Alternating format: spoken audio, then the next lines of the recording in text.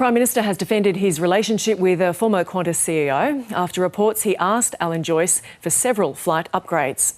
Anthony Albanese reportedly received 22 upgrades over a decade, but he says they were all publicly declared.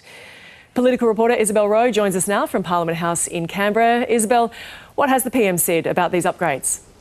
Well, he said, as you say, he's declared everything and that there's nothing to see here. But these reports have come from 9 newspapers and a book that's been written by one of their columnists, which talks about Mr Albanese's relationship with Qantas and in particular Alan Joyce, the former CEO. Now, we understand he was given 22 flight upgrades. They are to business class, and that was for personal travel and at times for family members, including his son Nathan.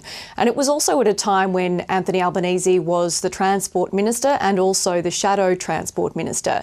Now, the Prime Minister's responded to this. He says that his flights were declared and that that's the important thing. But there has been some criticism from the coalition, and in particular, their queries are around his relationship with Alan Joyce, given that there was a decision made by the government a couple of years ago to block Qatar Airways from adding more flights into the country. That was something that people were calling for more competition, but there was criticism around the government for not doing that.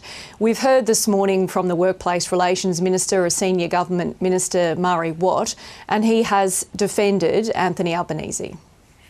Anthony Albanese has on several occasions taken on Qantas. He took them on as the Transport Minister when they grounded their fleet and went after unions. He took them on in opposition, and he took on the coalition who refused to provide any support to Virgin when it went broke at Qantas's request. The LNP also sided with Qantas when they sacked their workforce despite receiving nearly $1 billion in JobKeeper. Labor and Anthony Albanese stood against that. Minister Murray Watt there, and he's also defended the Prime Minister on the question about whether he actually directly called Alan Joyce and asked for these upgrades. He says, as far as he's aware, that that is just rumour.